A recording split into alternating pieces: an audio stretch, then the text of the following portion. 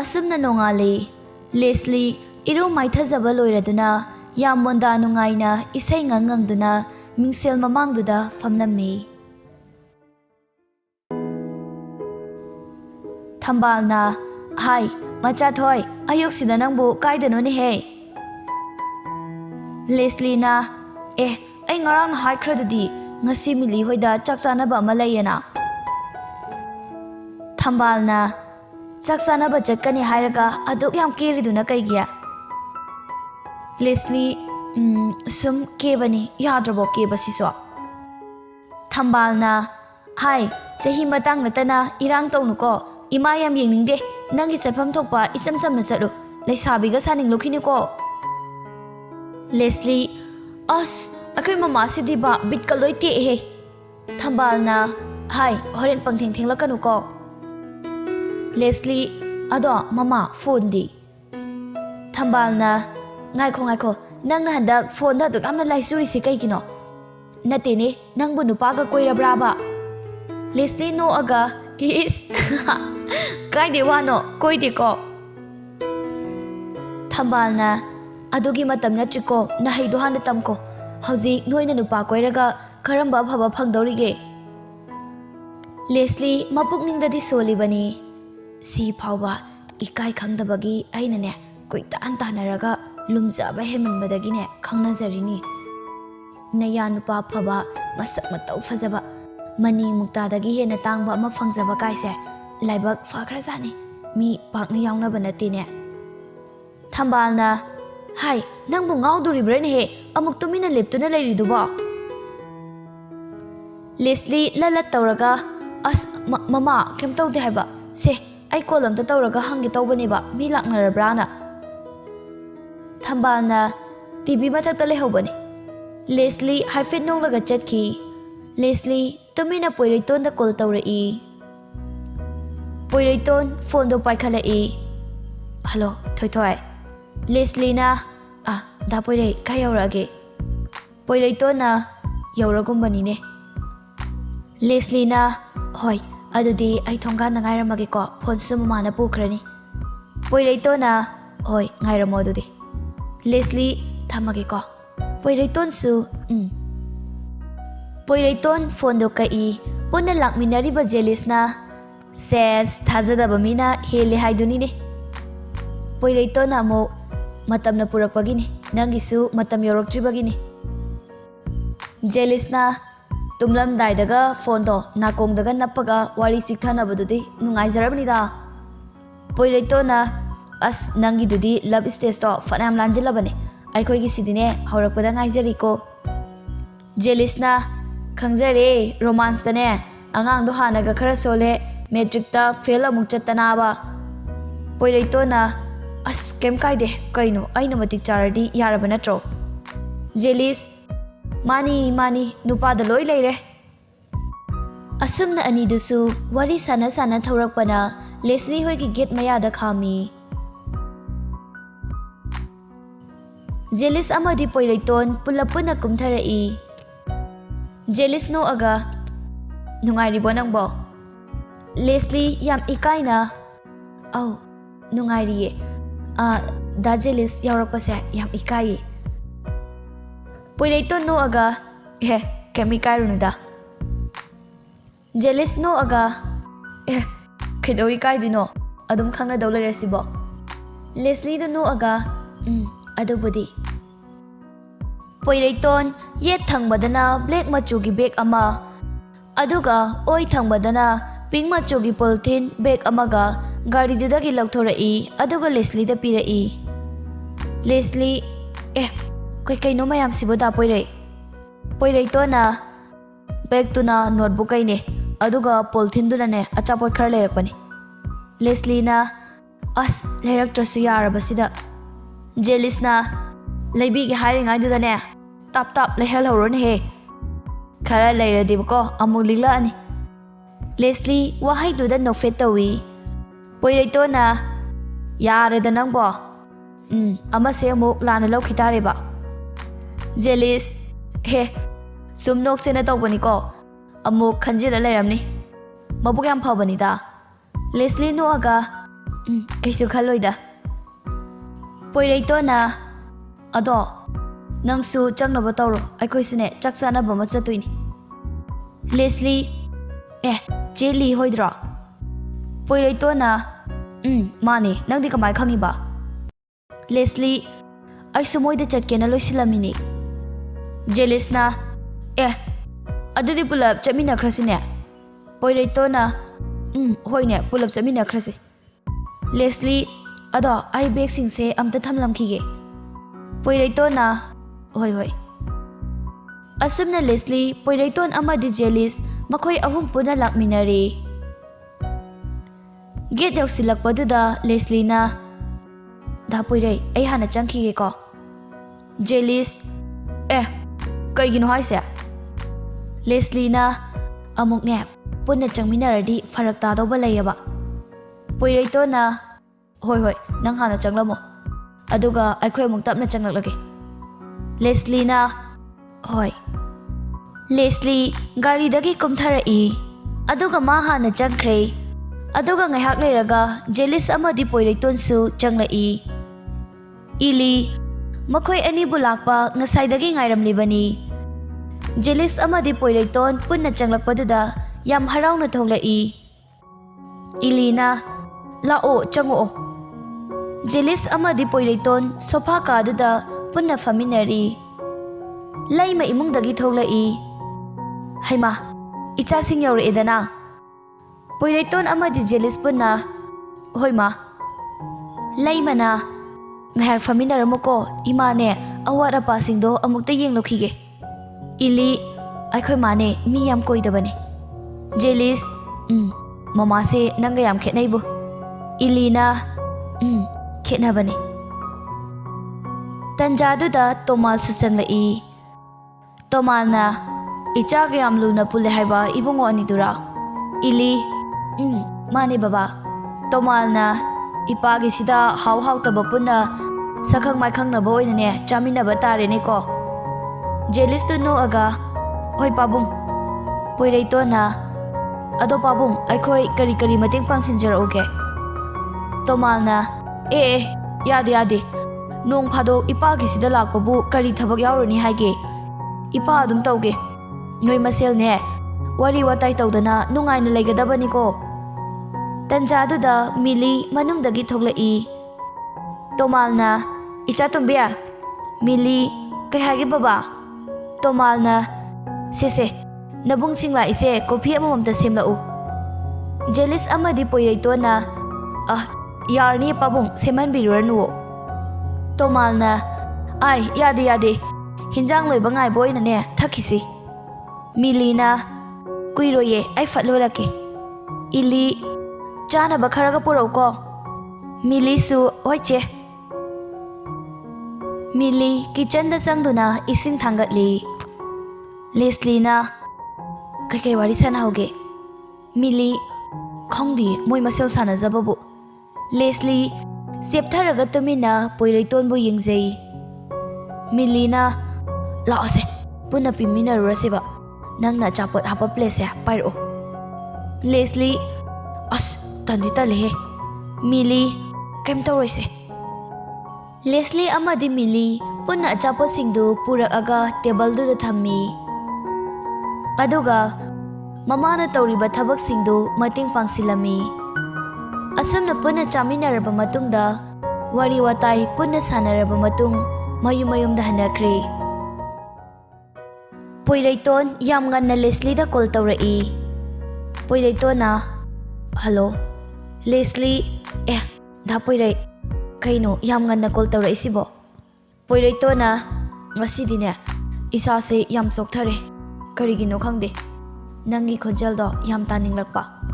Leslie no fit tawraga as ikaye adumaina haijilakano. Poiraiton ngasai do yam fajaye. Jealous yawbaduda ai haipa yadraba. Leslie no aga usu uramoi cho fajade. Poiraiton na haima asenkine phagi malabraba. Leslie ado kainumta hangene. Poiraiton na hango. Leslie na ado da poiraina aina propose tawbada yara ise kaigino. Poiraiton na kaino mung na hongna na kothoga hangla isibo. Leslie ado hairu oba. Poiraiton na kaigi mange. Leslie khangdebu. Poiraiton no fet tawraga khangdradi aiso hairoi. Leslie yam kesinaraga as da poirai haibiyo haibani. Poiraiton na nangdi aigi oina tamlamlabani thoithoi. Sigisu amuk marampi ko hairo. Leslie aidi da poirai na yarakani haibase sungtha thajadengo. Poiraiton na kaigya.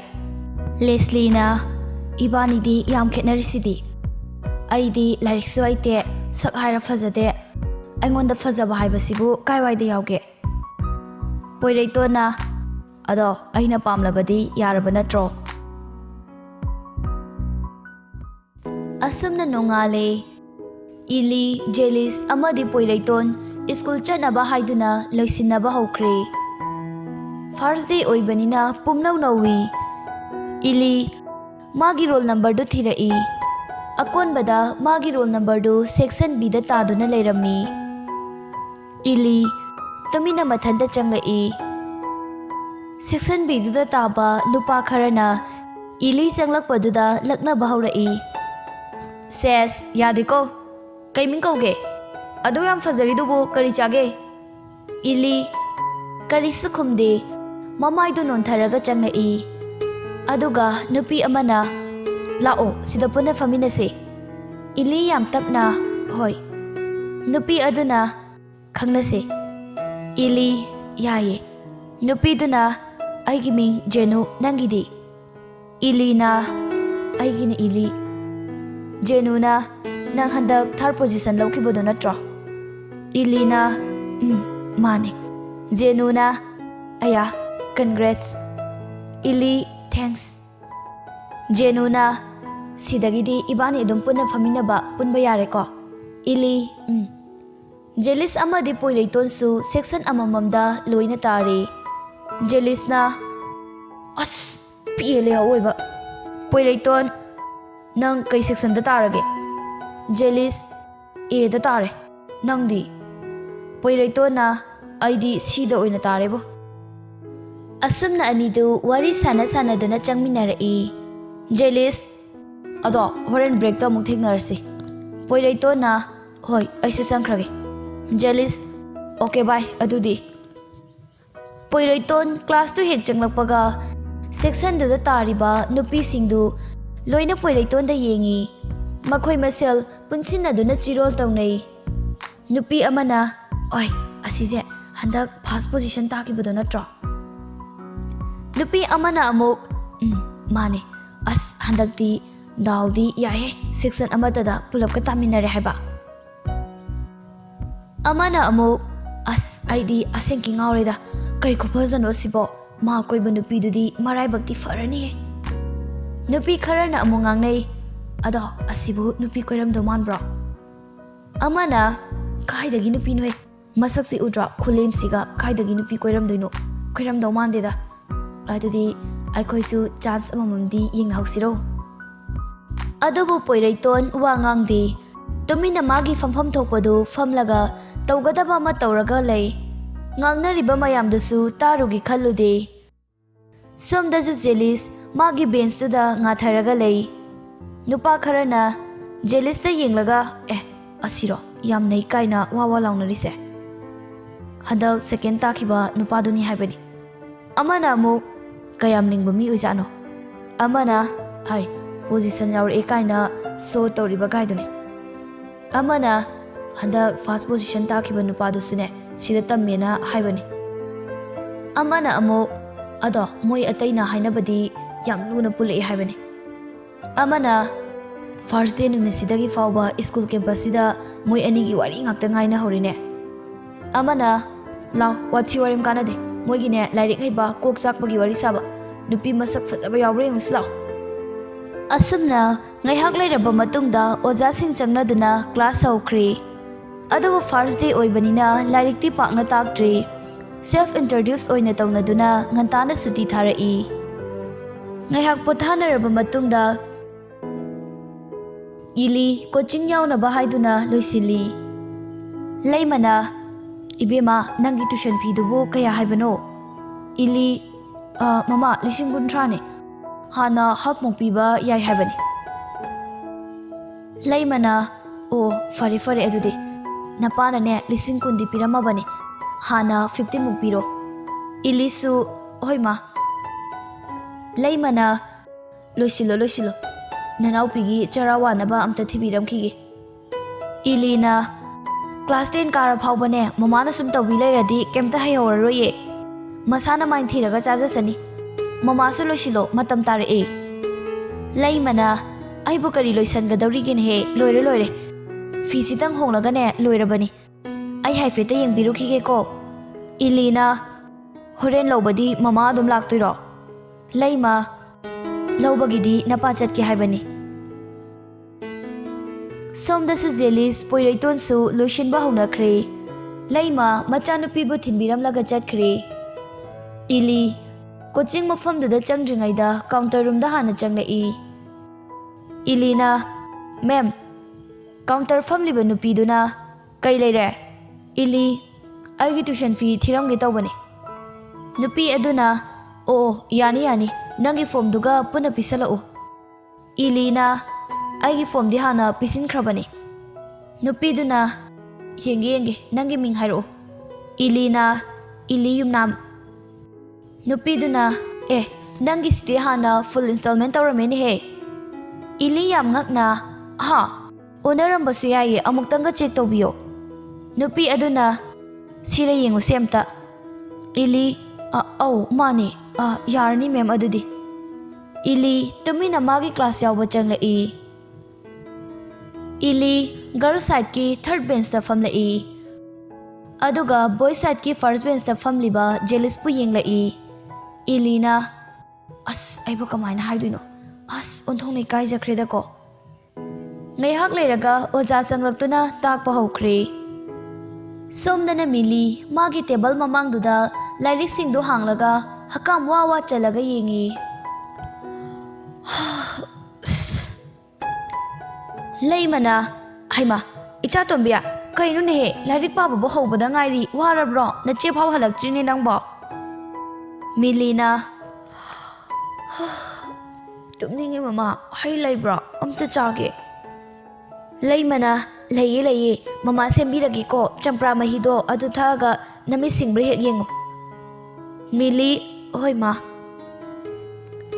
Somdasu Leslie manakta isai ga yam hauna tharaga lairik tawi. Thambalna karino ne he thoi lairik khupa du bo nang amane nang he taw thorak pasimane jut ama hek chade ko. Leslie masam ga to ifa fare mako ka to hotlaga hari.